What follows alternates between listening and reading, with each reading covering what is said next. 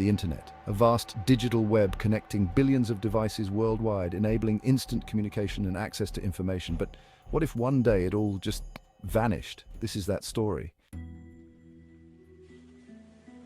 On an ordinary Tuesday morning in 2025, the world woke up to an eerie silence.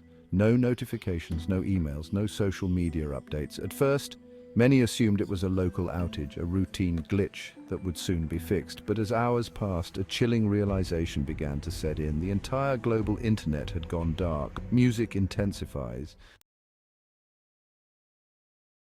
From New York to Tokyo, London to Sydney, the digital lifeline that connected the world had severed. The impact was immediate and far-reaching. In financial centers, stock markets ground to a halt. Trillions in digital assets became instantly inaccessible.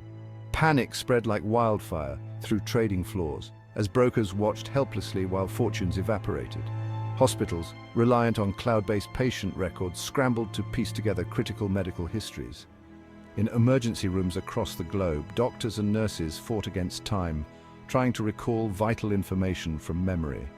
Air traffic control systems, now isolated, forced thousands of planes to make emergency landings.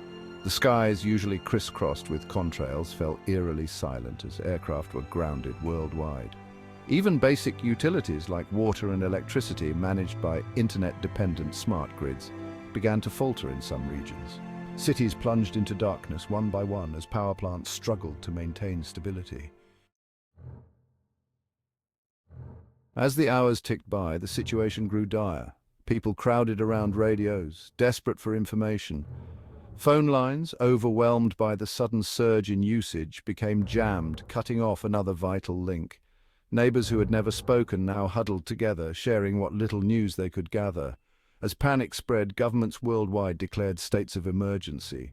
The military was deployed to maintain order as people rushed to stockpile supplies, fearing a complete breakdown of society. Supermarket shelves were stripped bare within hours. Gas stations ran dry as people filled every container they owned. Banks, unable to verify account balances, shut their doors, leaving many without access to cash. In the days that followed, theories about the cause multiplied. Some blamed a coordinated cyber attack, others a solar flare of unprecedented magnitude. Conspiracy theorists pointed to everything from aliens to secret government plots. Tensions between nations escalated rapidly, each accusing the other of sabotage. The world teetered on the brink of conflict as governments, blind without their usual intelligence networks, made decisions based on fear and suspicion. Then, on the fifth day, a breakthrough. A group of scientists and engineers working around the clock managed to establish a rudimentary connection to a surviving server cluster. What they discovered sent shockwaves through the highest levels of government. The truth, as it turned out, was equally terrifying. A cascade of failures in the internet's core infrastructure, triggered by a perfect storm of technical glitches, human error, and long-ignored vulnerabilities, had caused a systemic collapse. The internet, it seemed, had become too complex for its own good.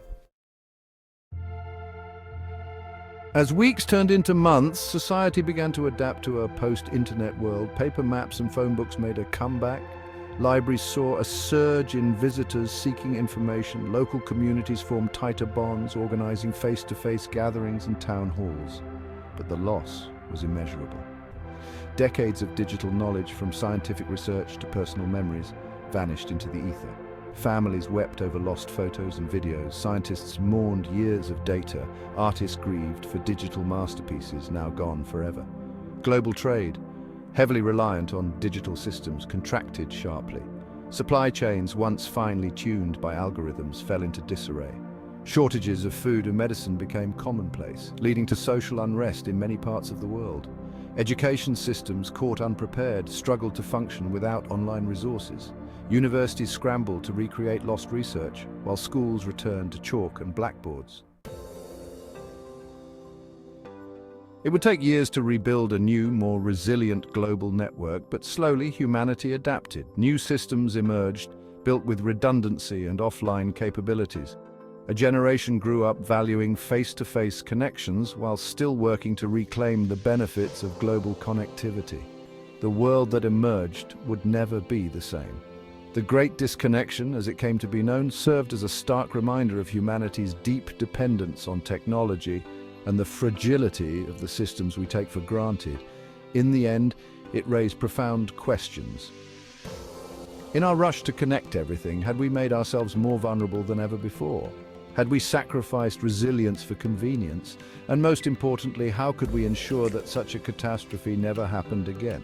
This hypothetical scenario may seem far-fetched, but it highlights the critical importance of cybersecurity and infrastructure resilience.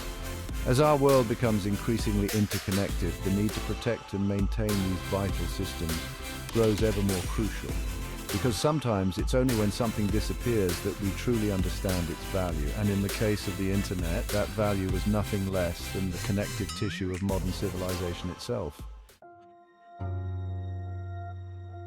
This hypothetical scenario may seem far-fetched, but it highlights the critical importance of cybersecurity and infrastructure resilience.